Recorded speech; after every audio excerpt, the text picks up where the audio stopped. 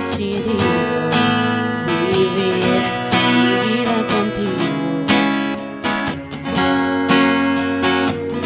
Me levantas con nuevas fuerzas y me das libertad. Soy joven por siempre. En ti, tú eres mi fuente. Y como el sol brillando en majestad, en color transformó la oscuridad. Nuevo soy, encontré mi identidad. Mi vida tú me das.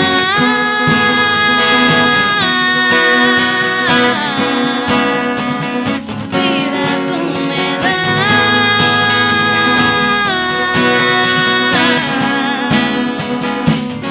Tu amor me lleva mucho más allá de lo que yo puedo imaginar. A tu libertad yo puedo entrar. Eres todo lo que quiero y más.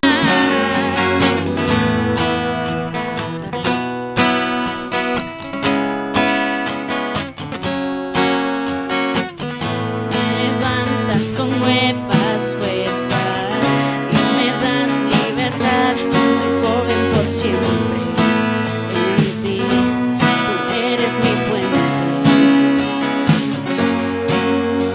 Y como el sol brillando en majestad, en color transformó la oscuridad. Nuevo soy, encontré mi identidad. Mi vida tú me das.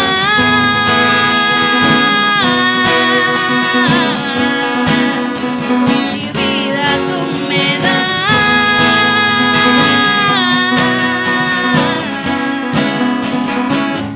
Tu amor me lleva mucho más allá de lo que yo puedo imaginar. A tu libertad yo puedo entrar. Eres todo lo que quiero y más.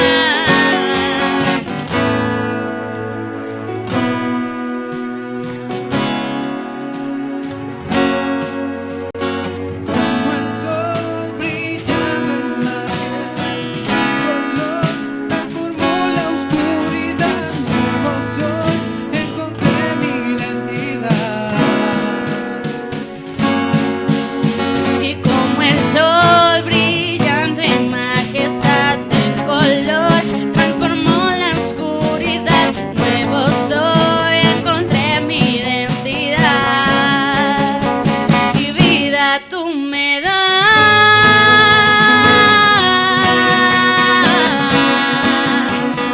Vida tú me das.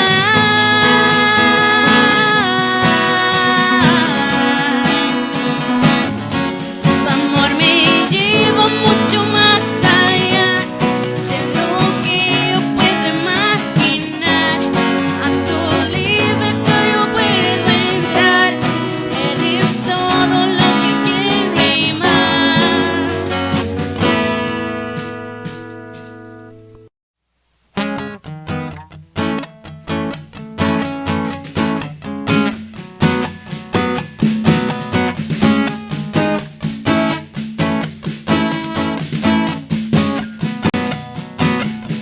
Tanto estaba mi corazón, pero tu mano me rescató. Del polvo yo volví a nacer. La salvación en ti encontré. Y tu amor no puedo expresar. Te seguiré por la eternidad. Y en tu gracia caminaré. Y en libertad siempre viviré. Sí, en ti soy libre. Sé exaltado tu amor no se acaba, no. Tú vivo estás en mí, no hay nadie en tu lugar.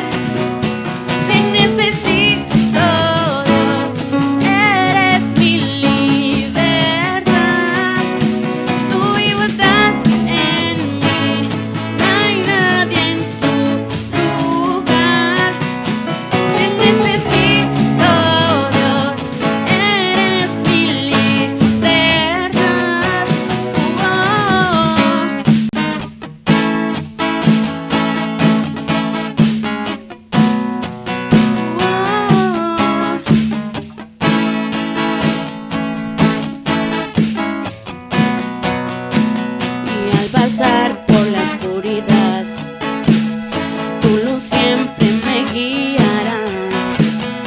mis cadenas Jesús rompió y con tu mano me rescató.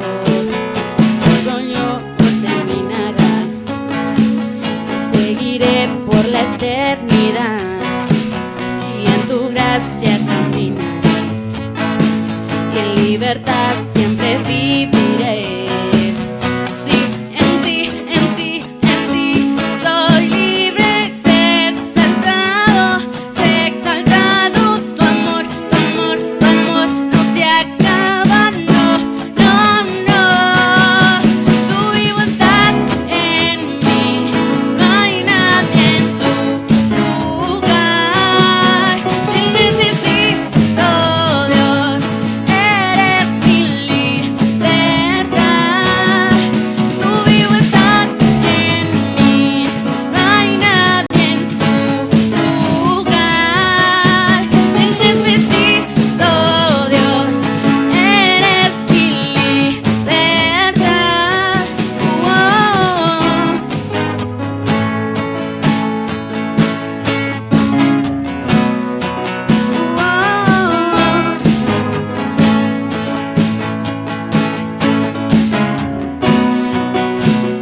Sí, en ti soy libre, sé exaltado, tu amor no se acaba, no, tú vivo estás en mí, no hay nadie en tu lugar, te necesito Dios, eres mi libertad, tú vivo estás en mí, no hay nadie en tu lugar, te necesito Dios, eres mi libertad.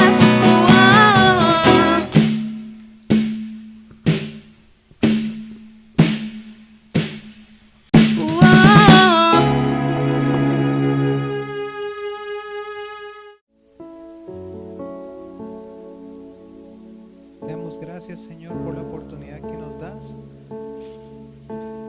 de poder darte alabanza, gloria, honra. En medio de cualquier circunstancia, tú eres nuestra esperanza, tú eres nuestro Dios. Te amamos, Señor.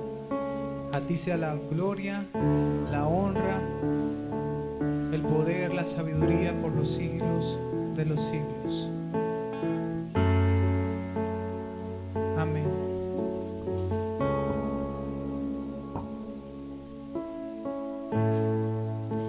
Digno de recibir toda adoración, digno de entregarte hoy esta canción, digno de entregarte a mi corazón, vivo por ti.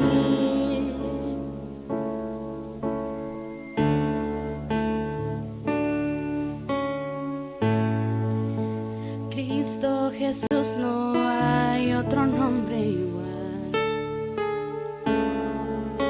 Cristo, no hay nadie más quien pueda salvar. Digno de recibir hoy esta canción, vivo por ti, vivo por ti.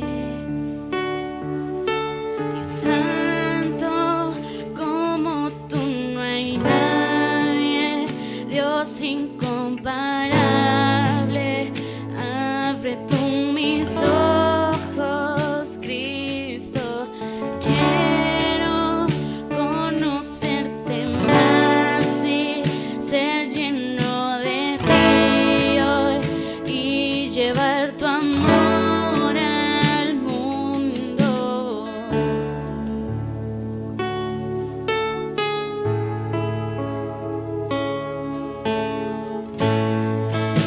Cristo Jesús, no hay otro nombre igual. Cristo, no hay nadie más quien pueda salvar. Digno de entregar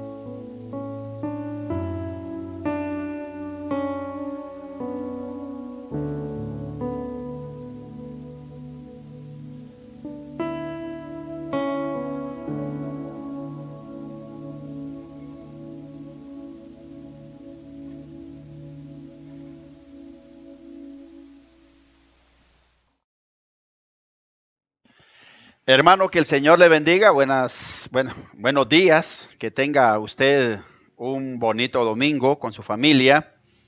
Estamos, hermano, empezando el sermón del día, que por cierto es el último de la serie del profeta Malaquías. Con este terminamos no solo Malaquías, sino los mensajes de los profetas menores. El recorrido empezó allá por marzo, creo yo, del año pasado, no sé.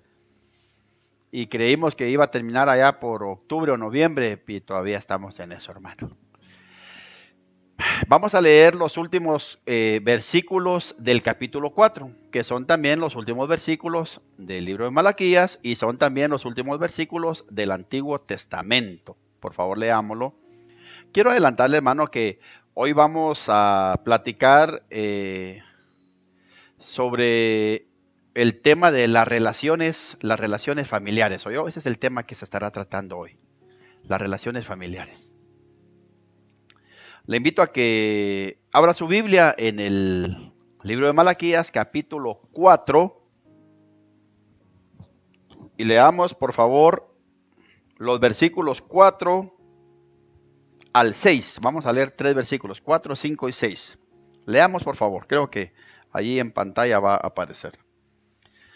Acordaos de la ley de Moisés, mi siervo, al cual encargué en Horeb ordenanzas y leyes para todo Israel.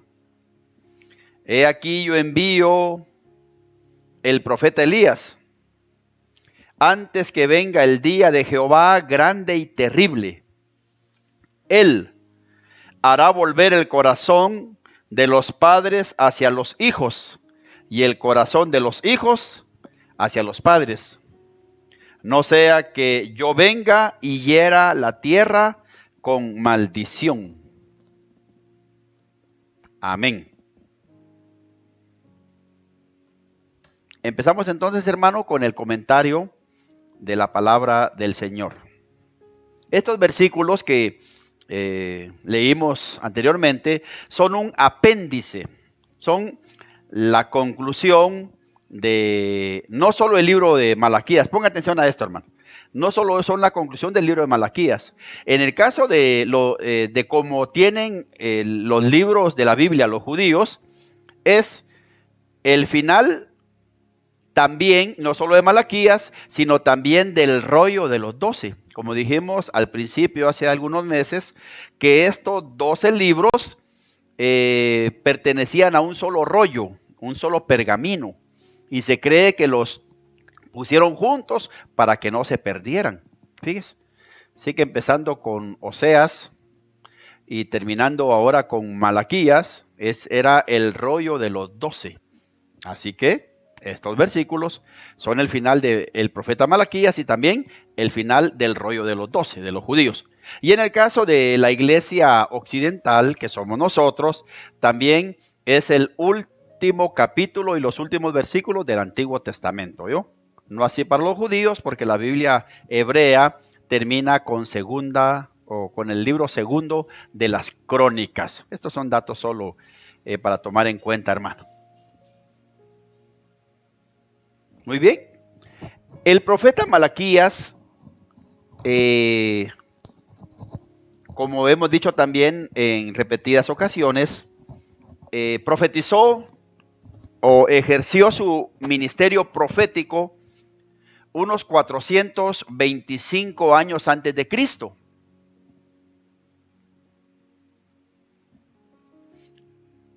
Y en sus profecías, en las profecías de Malaquías, él predijo la venida, la llegada del profeta Elías. ¿Oyó?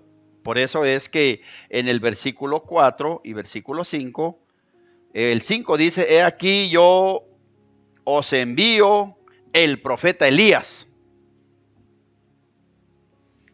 Y uno se queda a primera vista, hermano, un poco sorprendido, porque resulta que Elías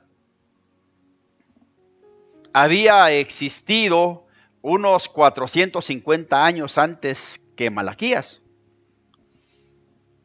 Y ahora el profeta promete de parte de Dios, yo os envío al profeta Elías. Y uno dice, entonces, ¿será que iba a reencarnar el profeta Elías? ¿O será que se iba a levantar de entre los muertos? Para entenderlo, hermano, debemos saber en primer lugar que ¿quién era el profeta Elías? ¿Oyó? ¿Quién era Elías?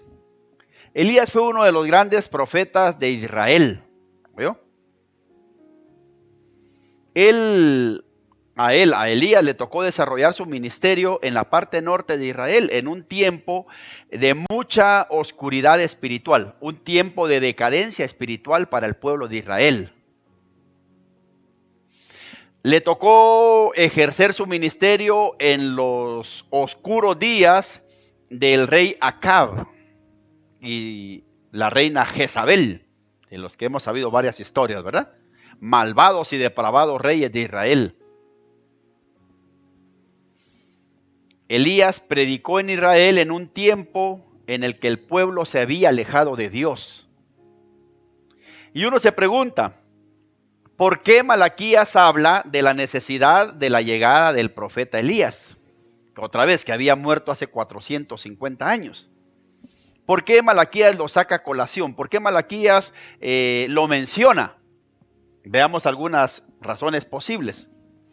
En primer lugar, hermano, porque según el capítulo 3 y versículo 10, que veíamos la semana pasada en el tema de los diezmos, se piensa que Israel estaba pasando en un tiempo de sequía.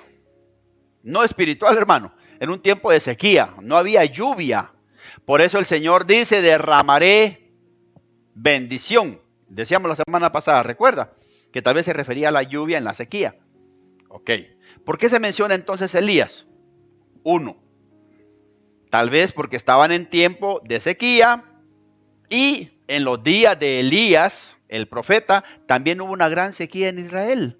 De esto dan fe el libro primero de los Reyes, capítulo 17, versículo 1, y también Santiago 5, 17. Hablan de la sequía que hubo en Israel. Pero también fue por la palabra profética de Elías que volvió a llover en Israel. Así que uno se pregunta, ¿no será que el profeta tenía la preocupación de la sequía y pensaba, ¿cómo sería si viniera otro Elías y orara por la lluvia? Es una posibilidad. La segunda posibilidad es que en los días de Malaquías se estaba dando una decadencia moral que tenía que ver con el asunto familiar. Los israelitas estaban dejando a sus esposas judías para casarse con mujeres extranjeras que tenían dioses extraños. Recuerda, esto lo vimos también la semana antepasada. Y uno se pone a pensar, ¿qué tenía que ver el casamiento con mujeres extranjeras y el profeta Elías? Pues recordemos que en el tiempo de Elías, el rey Acab se había casado con Jezabel, que era la hija de un rey pagano. Fíjese. Y que por haberse casado Acab con esta mujer de religión pagana, esta había traído la religión de su pueblo a Israel. Y esto había llevado a Israel a una decadencia espiritual. Desastroso para Israel. Eso lo podemos encontrar en 1 de Reyes 16, 31, 18, 4 también. Elías, en su tiempo, el Elías de hace 450 años, había tenido una confrontación directa con Jezabel y Acab, que eran los líderes de Israel. Ahora, el profeta está pensando en una nueva venida de Elías. Tal vez repasando la idea, ¿cómo sería si Elías viniera y confrontara a los líderes, ya no políticos, sino a los líderes religiosos de Israel? Tal vez por ahí iba la línea de mencionar la venida de Elías. Volviendo al libro.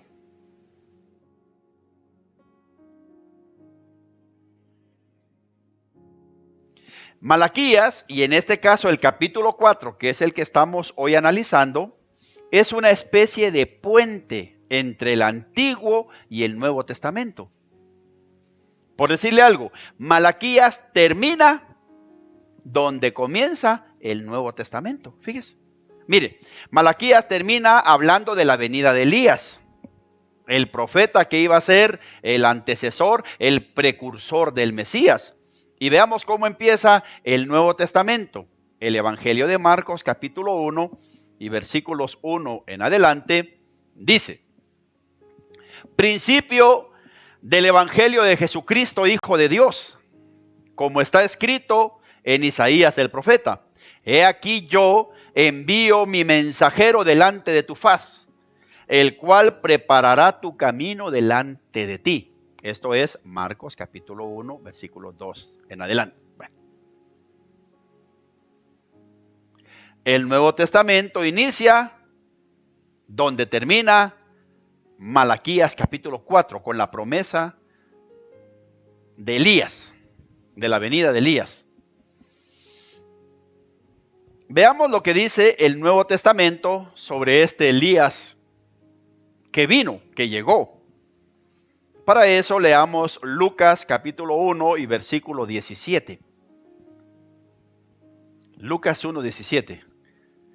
El ángel le dijo a Zacarías, el papá de Juan el Bautista, le dijo quién iba a ser este muchacho.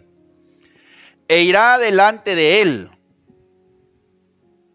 con el espíritu y el poder de Elías, para hacer volver, la misma frase, hermano, que veíamos en Malaquías 4:6, para hacer volver el corazón de los padres a los hijos y el de los rebeldes a la prudencia de los justos.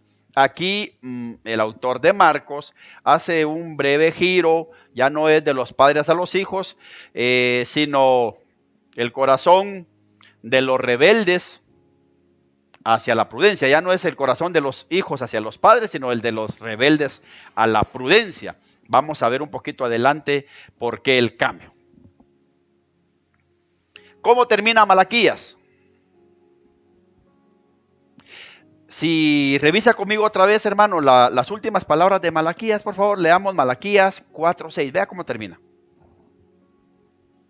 Él hará volver el corazón de los padres hacia los hijos y el corazón de los hijos hacia los padres. Escuche, no sea que yo venga, dice Dios, y hiera la tierra con maldición.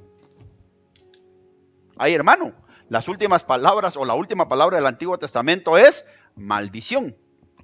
Otras versiones dice destrucción, por ejemplo, ¿verdad? Pero maldición, imagínense. Un mensaje de castigo al pueblo, del castigo por la inmoralidad que había penetrado en todos los ámbitos de la vida de Israel de los días de Malaquías. Un castigo que venía sobre Israel a causa de la adoración inadecuada, a causa de una adoración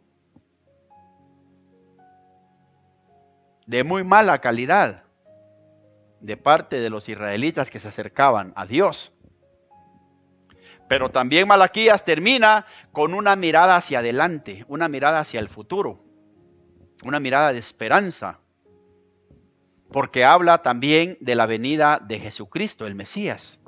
Leamos el versículo 2 del 4, Malaquías 4:2. Mas a vosotros los que teméis mi nombre, nacerá el sol de justicia, y en sus alas traerá salvación. Otra vez, el último capítulo de Malaquías, el libro de Malaquías, termina con un mensaje de maldición y con un mensaje de esperanza. Le quiero comentar una nota curiosa, hermano, sobre estos últimos dos versículos de Malaquías.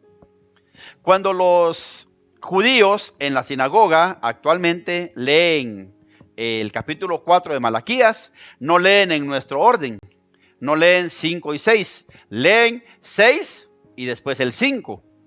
¿Por qué lo hacen?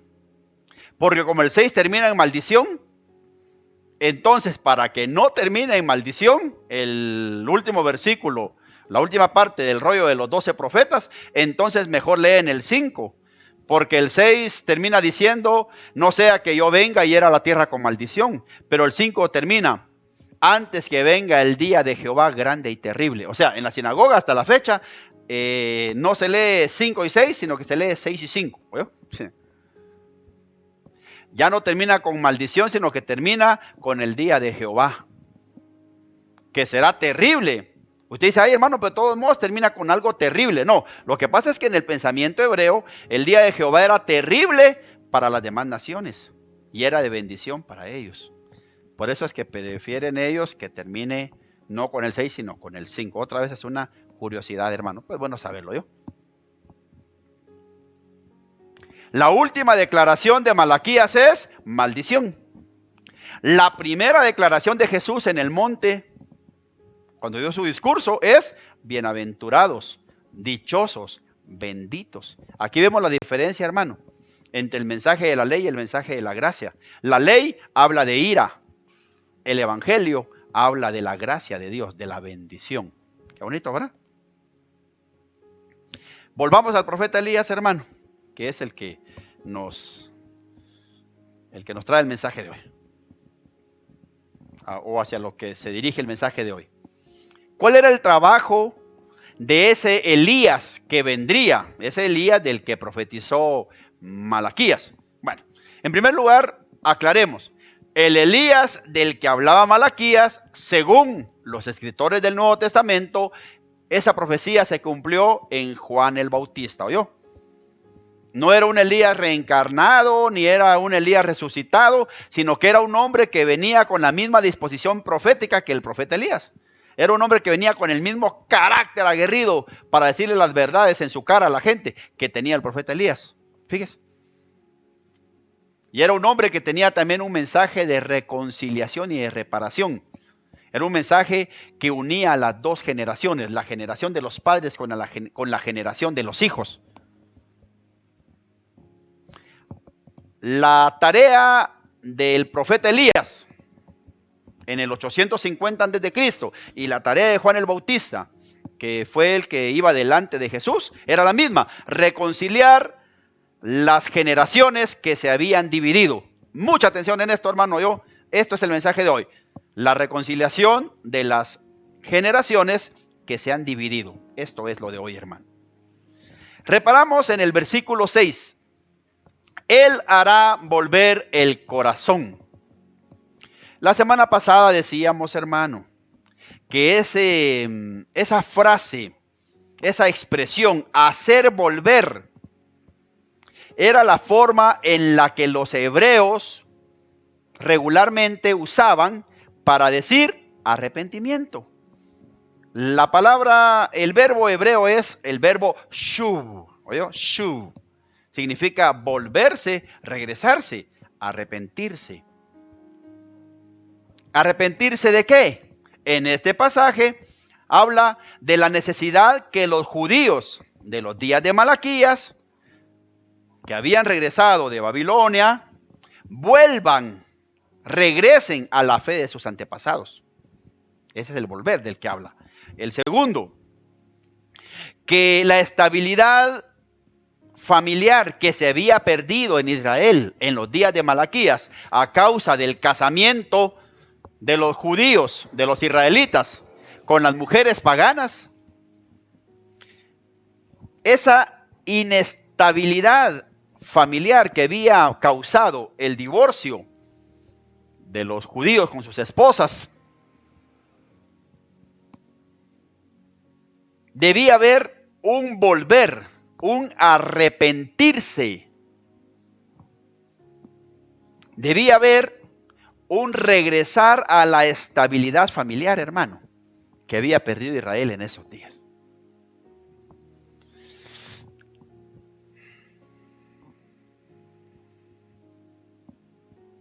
En los días del profeta Malaquías, que es el profeta que escribe, había una división en Israel. Era una división de carácter emocional. Una división que había causado el divorcio de los hombres judíos de sus esposas, el alejamiento que habían tenido de sus hijos, una sociedad fracturada, una sociedad desquebrajada, resquebrajada. Esta era la situación en la que se encontraba Israel, con una sociedad fracturada familiarmente, cuando el profeta Malaquías le lanza este mensaje. Él hará volver el corazón de los padres hacia los hijos y el corazón de los hijos hacia los padres. Pero este volver puede referirse, siguiendo la línea de lo dicho anteriormente, este volver, ese arrepentirse, puede referirse entonces a la reconciliación de esta generación nueva, desobediente e incrédula. Esa reconciliación con los antepasados, que fueron grandes siervos de Dios, con Jacob, con Israel, con Moisés, que menciona el versículo 4, y con el profeta Elías. Ese volver a la devoción que tuvieron sus padres. Pero también se refiere sin duda a la reconciliación entre los padres con sus hijos, entre los cuales había una relación fracturada, ¿oyó, hermano? Y es sobre esta opción, la segunda, que vamos a platicar hoy a fondo. La necesidad de un reconcilio entre los padres y sus hijos. Bueno, siempre ha existido y existe un barranco que separa a dos generaciones, los padres y los hijos. Existía en los días de la Biblia, en los días de Malaquías, existe hoy todavía. Hoy tal vez se ha abierto un poquito más, o quitémosle el tal vez. A esto se le ha llamado la brecha generacional. Recuerde que brecha significa zanja, ¿oyó? Algo que se interpone, algo que divide, un hoyo, un barranco. La brecha entre dos generaciones. Los padres y los hijos pareciera que hablan en idiomas distintos. Tanto se ha dicho hoy sobre los millennials, y eso usted sabe, ¿no? Los que somos de 1999 para atrás, no pertenecemos solo al siglo pasado, hermano, pertenecemos al milenio pasado, imagínese usted. Y los patólogos que son del 2001 para acá, pues ya son de la generación actual. Hay una separación que es innegable, lo dicen los sociólogos, los psicólogos, los consejeros familiares. Hay una separación entre la generación, entre las dos generaciones, la generación de los padres y de los hijos. Las preguntas que debemos contestar son: ¿qué es realmente lo que separa a los padres de sus hijos? ¿Cómo hacer que esa zanja, que esa brecha generacional se haga un poco más estrecha? Para que esto permita una mejor conexión entre ambas partes. ¿Cómo hacer más pequeña o cómo desaparecer, si fuera posible, esta brecha generacional? En primer lugar, Malaquías dice: haré volver el corazón de los padres a los hijos. ¿Qué es lo que más ha herido el corazón de los padres de parte de sus hijos?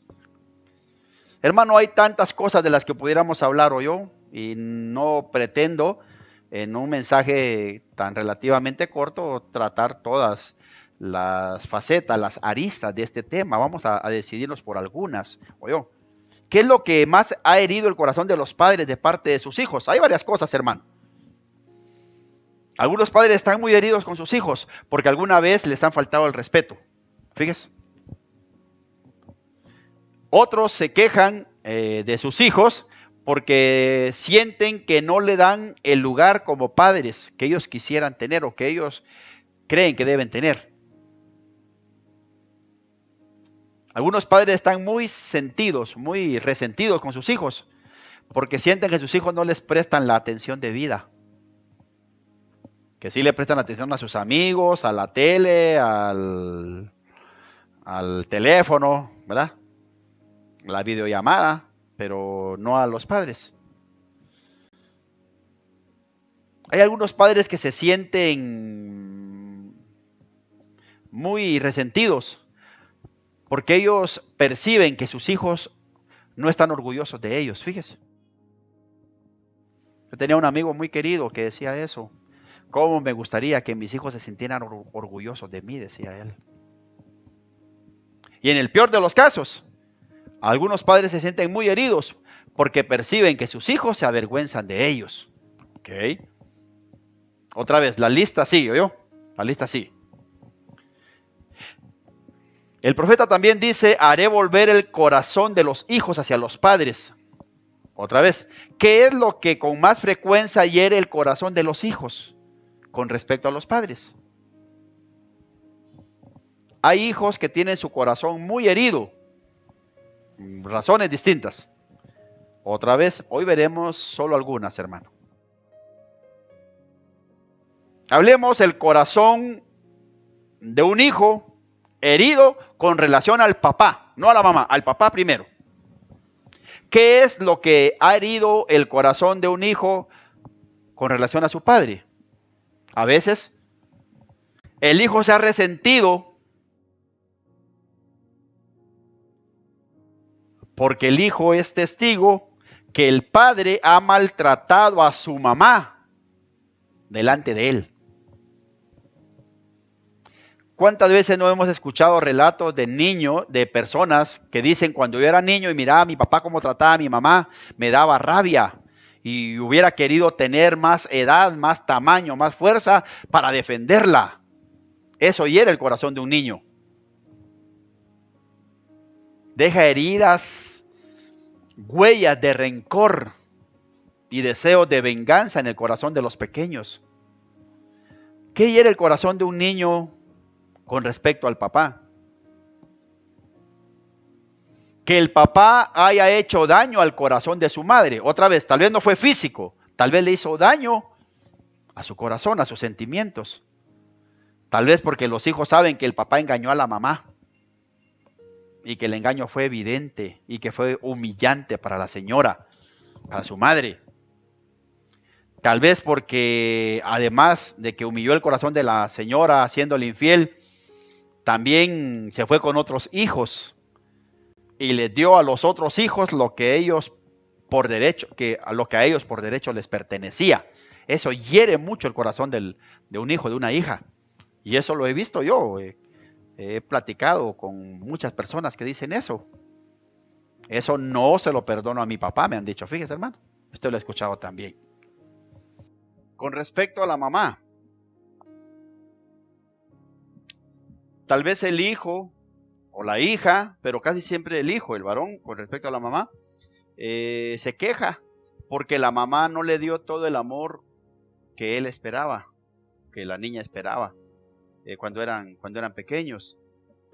Y es que todo ser humano, por fuerte que parezca, por arisco, por tosco que se vea, tiene la necesidad de cariño y de atenciones.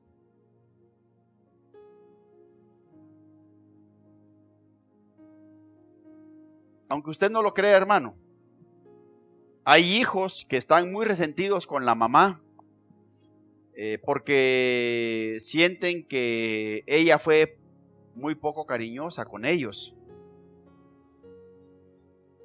El niño o la niña se resintieron porque la mamá fue poco cariñosa. Esperaban un poco más de cariño y de atención de ella, tal vez. Por eso hay hombres que ya casados son muy demandantes de cariño en su casa con su esposa. Quieren que le repitan a cada rato que los quieren. y quieren que le digan a cada rato, sí, te quiero, y el esposo todavía le dice, decime que me querés, ¿cuánto me querés? Ya sabes que te quiero, le dice la señora. Sí, pero yo quiero que me lo digas. Hermana, cuando su esposo se ponga así, tal vez sea porque él recibió poco cariño cuando era un chiquillo y ahora él está sacándolo a la luz. Él tal vez siente ese vacío en su corazón porque él cree que debió ser más querido. Ahora, ¿por qué la mamá no siempre da todo el cariño que los hijos esperan? Hay varias razones, hermano, también por los que la mamá no es tan cariñosa. Una de ellas es por falta de tiempo. Tal vez la señora trabaja fuera de casa y cuando llega al hogar después de la jornada de trabajo, todavía le toca lavar, cocinar y no le queda esa fuerza, esa energía emocional para poder dar a sus hijos el cariño que necesitan. O en el caso de las señoras que tienen muchos hijos, imagínense las señoras que tienen 6, 8, 10 hijos. Grita uno por aquí, el otro pide comida por allá, la otra que hay que peinarla, el otro se hizo en el pañal. La señora siente que se vuelve loca. Imagínense, yo vengo de un hogar de 9 hijos. Hay otra razón, hay mamás que les tocó criar solas a sus hijos, mamás solteras o enviudaron, les tocó sacar adelante a los patojos y como faltaba la figura masculina, así que la señora tuvo que poner mano dura para hacerse respetar, peor si tenía hijos varones, para hacerse obedecer en la casa. O simplemente porque a la señora no le dieron cariño en su casa. Ella no está acostumbrada a ser cariñosa porque con ella no fueron cariñosos. ¿Cómo rellenar esa brecha entre padres e hijos? Recordemos que el profeta llama a esto un volver, un regresar, un arrepentimiento. Y eso, hermano, es lo que se necesita para reparar una relación rota. No solo buenas intenciones, no solo buenos sentimientos, necesitamos arrepentimiento. Renunciar a nuestro pasado, eso es arrepentimiento. Hacer cosas nuevas desde el lugar donde estamos parados hacia adelante o regresar. El tiempo no se puede recuperar, hermano. El tiempo es irreversible, pero hay cosas que podemos hacer para reparar, para resarcir los daños que hemos causado en el pasado. ¿Qué puede hacer el papá para volver el corazón hacia sus hijos? Hablando del padre. En primer lugar, señor padre, si usted cree que le falló a sus hijos, de alguna manera, a sus hijas, a sus hijos, lo primero que debe hacer es reconocer delante de su hijo que usted se equivocó. Yo sé que esto es difícil en nuestra cultura machista. El hombre no pide perdón. El hombre no se equivoca. Pero la verdad es que usted, hermano, debe pedir perdón por los errores cometidos. Debe buscar formas y ocasiones para un acercamiento. No debe darse por vencido tan rápido, hermano. No puede decir, Dios sabe, hermano, que yo he intentado acercarme a mi hijo, a mi hija, pero él o ella no quieren nada conmigo. No, hermano. Usted tiene un compromiso. Usted debe buscar por todos los medios, debe intentar, debe orar para reparar esa brecha, para aminorar esa zanja que lo separa de sus hijos. Usted debe luchar, hermano, por restaurar las relaciones que tiene con sus hijos. De parte de la mamá, Hermana, a usted tal vez no le enseñaron a ser cariñosa, pero todavía puede aprenderlo, fíjese. Hay cosas que se aprenden. Hablando de nuestro mismo Señor Jesucristo, el libro de Hebreos dice que Él aprendió a ser obediente. Hermano, nuestro Señor aprendió obediencia. Nosotros podemos aprender. Usted, hermana, puede intentar ser todo lo atenta que no fue en la infancia de sus hijos. Todavía, hermana, a la edad que tiene y sus hijos tal vez ya casados, usted puede todavía dejar buenos recuerdos en las mentes de esos muchachos, de esas hijas, aunque ya sean casados. De parte de los hijos, ¿qué podemos hacer?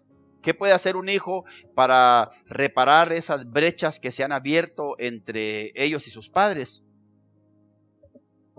Muchacho, patoja, hermano o hermana, ustedes que todavía tienen a sus padres vivos y tienen problemas con ellos, a veces pareciera como que nuestros papás están distraídos, parecen muy serios,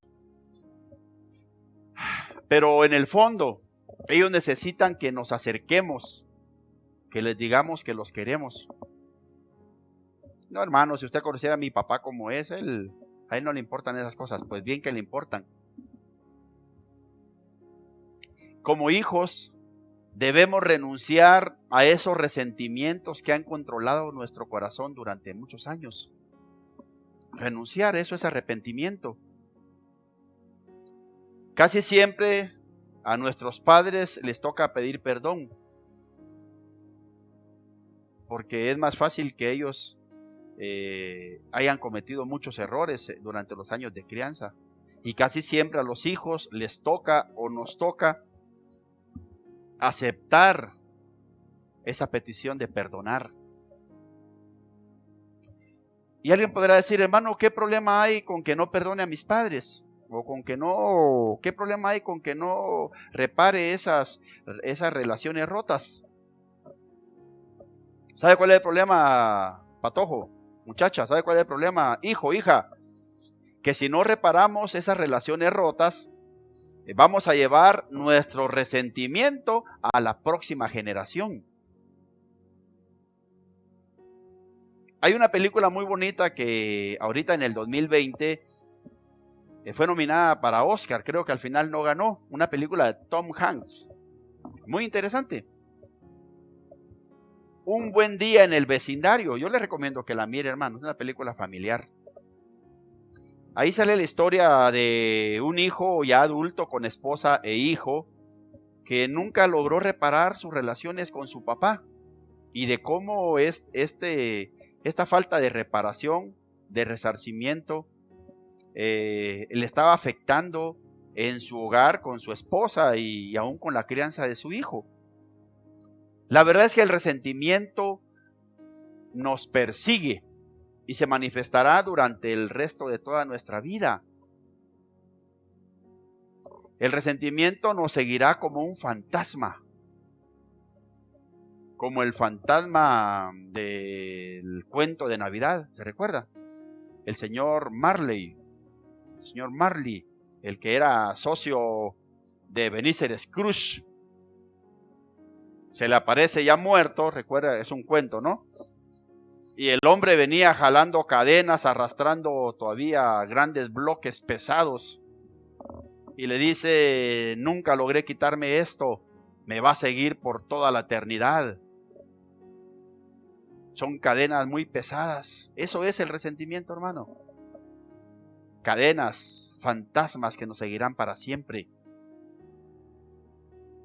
Y escucha esto, soltero. No hay nada más complicado que casarse con una persona que trae relaciones fracturadas de su casa, ¿oíste?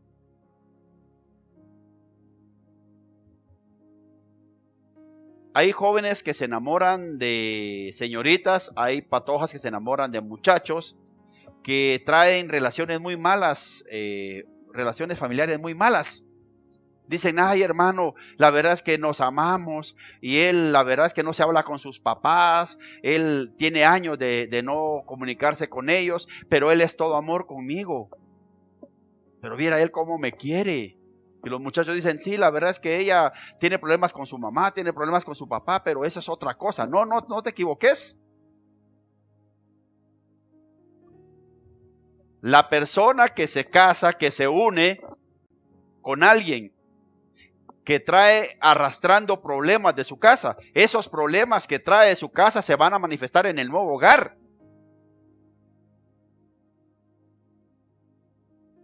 A la persona que se casa con alguien que trae problemas de su casa paterna, materna, le toca todo un reto. Mira, el matrimonio de por sí es complicado, es delicado.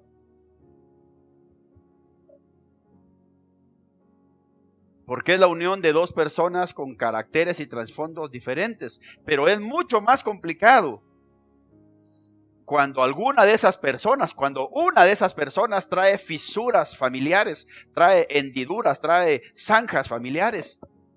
Imagínate cuando las dos traen problemas.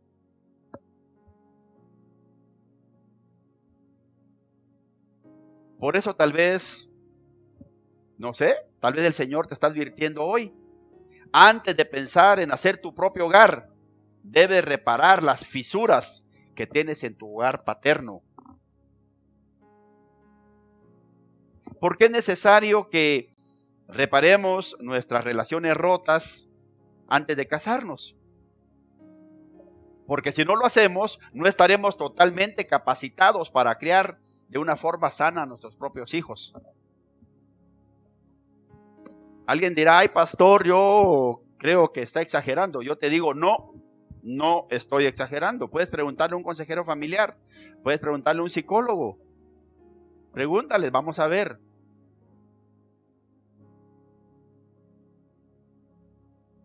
Lo más probable es que aunque querramos ser los mejores padres con nuestros hijos, ese resentimiento nos va a hacer estorbo y nos va a hacer fallar.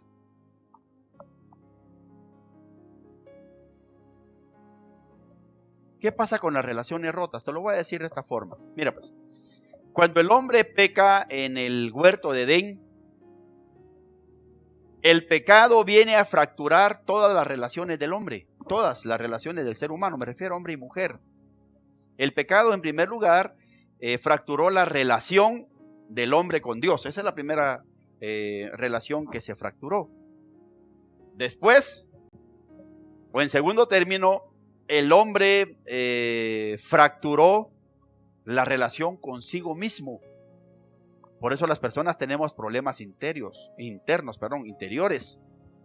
En tercer lugar, el hombre, el ser humano, fracturó las relaciones, las buenas relaciones con su prójimo. O si no, mira después ahí a Caín matando a su hermano Abel.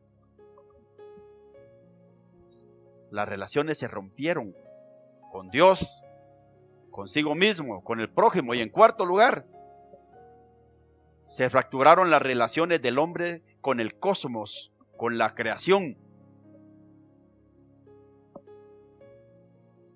Por eso, cuando Cristo viene a una vida, restaura cada una de las relaciones que estaban quebradas. Cuando alguien se vuelve un buen cristiano,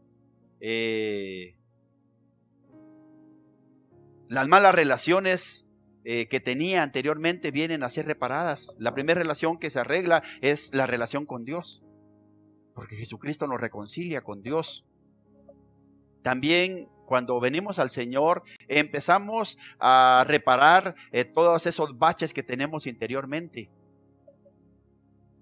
No es el momento y no me quiero alargar en esto, pero te digo, cuando vine al Señor siendo muy joven, traía graves problemas emocionales, de resentimientos con mi mamá, con mi papá un poco, no con mi mamá, con mis hermanos. Y yo tenía internamente problemas serios, pero el Señor fue restaurando cada una de esas áreas de mi vida. La relación con Dios, la relación interna, la relación de adentro. Luego la relación con los otros seres humanos. Esas personas con las que yo tenía esos problemas, esos resentimientos, fueron siendo reparados, soldados, restaurados. La persona que entra en buena relación con Dios aún se vuelve una persona más consciente de los recursos naturales. Por eso yo no concibo a un cristiano que no sea ecológico, fíjate. Un cristiano que tenga buena relación con Dios, consigo mismo, con el prójimo, y que tenga la conciencia de dejar chorros abiertos o dejar basura en la calle. No, aún las relaciones con la creación, con el cosmos, se mejoran cuando venimos a Cristo.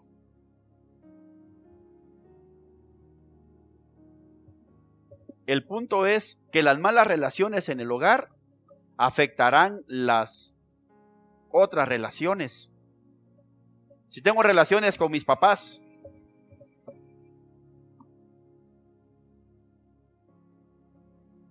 voy a tener relaciones fragmentadas también en el matrimonio. Posiblemente voy a tener también malas relaciones con mis suegros. Por eso Dios, en su infinita sabiduría, sabe que es necesario que cada generación de padres e hijos lleven relaciones saludables.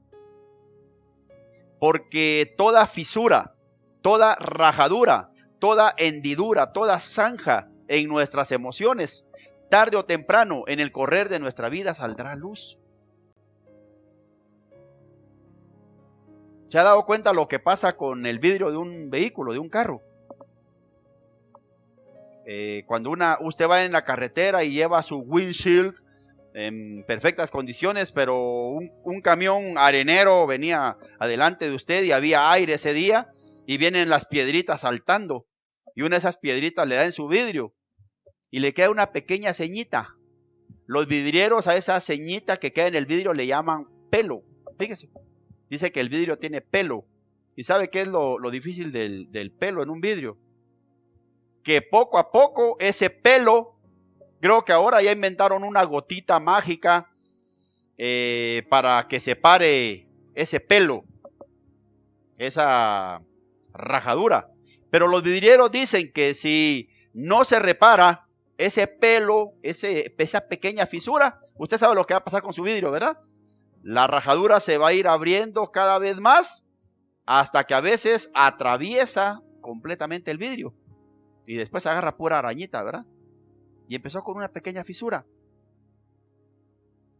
Dios nos manda a reparar esas aberturas, esas zanjas en nuestras relaciones familiares. Hermano, no se trata solo de llevar buenas relaciones en la iglesia. Es necesario que las buenas relaciones empiecen en nuestra casa. Dios quiere que nos arrepintamos de las relaciones malas, hermano.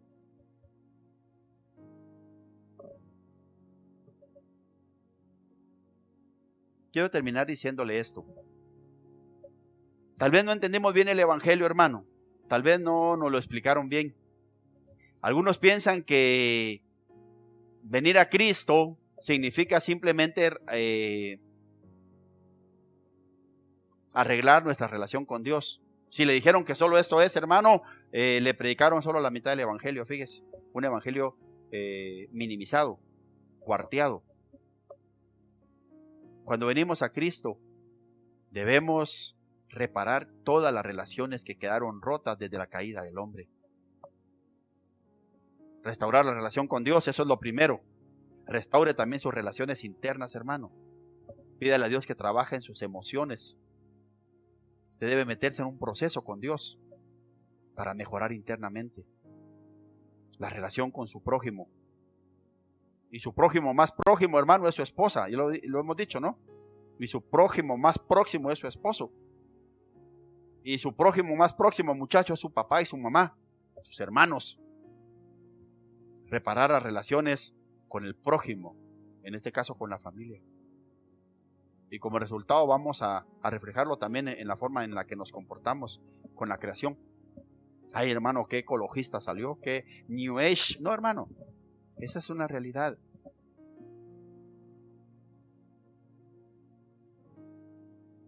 Malaquías terminó diciendo en el Antiguo Testamento que vendría Elías y restauraría la relación entre padres e hijos, la relación entre hijos y padres. Los hijos volverían a sus padres, los padres volverían su corazón hacia sus hijos. Todos tenemos algo de que arrepentirnos, hermano. Usted podrá ser un gran cristiano de oración y predica y todo, pero si tiene malas relaciones con sus papás, usted tiene problemas todavía, hermano. Discúlpeme yo. Usted podrá, muchacho, ser un gran evangélico y estar en la iglesia y tener privilegios, pero si tiene una mala relación con sus padres, usted debe mejorar eso. Debe trabajar en eso. Padres, ustedes podrán ser grandes servidores de la iglesia, pero si tienen malas relaciones con sus hijos,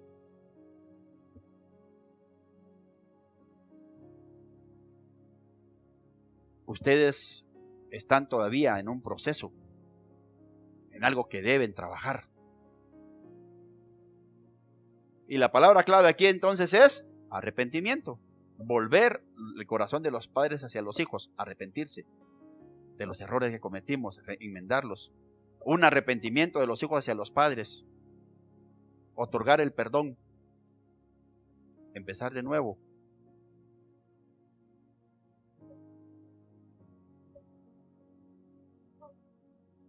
Quiero que oremos, hermano. Vamos a orar en ese momento y le pregunto, ¿cuándo fue la última vez que le dio un beso a su padre? Yo no le doy un beso a mi papá, eso no es de hombres. ¿Cuándo fue la última vez que habló con su mamá? Padre, ¿cuándo fue la última vez que le dijo a sus hijos que los quería? Piénselo. Piénselo. Le invito a que oremos en este momento, hermano. Así termina el Antiguo Testamento. Es necesario que los padres se vuelvan a sus hijos. Es necesario que los hijos se vuelvan hacia sus padres. Este era el camino que el profeta Elías que venía, que Juan el Bautista tenía que trabajar en Israel para que el Señor viniera después.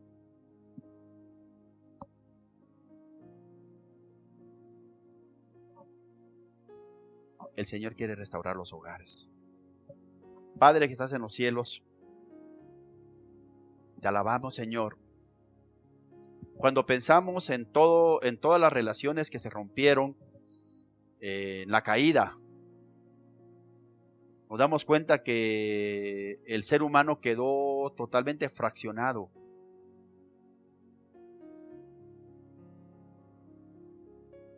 Se rompieron relaciones contigo, relaciones internas, relaciones con los otros y con el cosmos. Cuando venimos a ti, Padre, tú empiezas a trabajar en nosotros y la primera relación que se arregla es la relación contigo. Porque sentimos tu paz, tu perdón, sentimos tu ayuda, sentimos ese pegamento divino que llega a esas fisuras, a esa zanja que separa a los hombres de Dios, como decía Karl Barth, esa zanja insalvable entre Dios y el hombre. Jesucristo vino a ser un puente para restaurarla. Pero ¿qué pasa con la relación con el prójimo, que es la que casi siempre se ve afectada? Hogares muy evangélicos, pero divididos. Jóvenes y señoritas muy consagrados, pero con graves problemas con sus papás. Hace años no les hablan, hace años no se visitan. Padres muy consagrados, muy devotos, pero que tienen graves problemas todavía con sus hijos y sus hijas. Para que el Mesías viniera, Juan el Bautista, el nuevo Elías, tenía que ir trabajando en esas relaciones. El corazón de los padres debe volverse hacia sus hijos. El corazón de los hijos debe volverse hacia sus padres. De otra manera, la restauración está a medias. No solo en la relación con Dios, es el restaurar todas las relaciones. Yo te pido, Padre, que ayudes a estos hijos que no saben cómo acercarse a sus padres. Dales, Padre, la humildad, la sabiduría y el valor ante todo, para acercarse a ellos, para tomar el teléfono, para visitarlos, para hablar con ellos, para hacer puentes, para echar tierra en medio, para echar asfalto, para restaurar esas fisuras. Tal vez difícil también para los padres, por la posición que tenemos como padres, acercarnos a nuestros hijos cuando sabemos que hemos fallado, cuando sabemos que los hemos herido. Pero tan necesario acercarnos a ellos. Y como volver el corazón significa arrepentirse, arrepentirnos de nuestros errores, reconocerlos, pedir perdón. No habrán hogares realmente cristianos hasta que no hayan hogares realmente restaurados o totalmente restaurados. No habrán verdaderas familias cristianas hasta que padres e hijos no hayan cerrado las fisuras que causó el pecado. Ayuda a mis hermanos que son padres. Señor, ayúdalos, por favor. Dales esa sabiduría, dales ese temple, ese tacto para acercarse a sus hijos. Convierte el corazón de esos hijos, Padre, que están rebeldes, que están duros. Convierte el corazón de esos padres que están entumecidos, Padre. Necesitan un toque tuyo.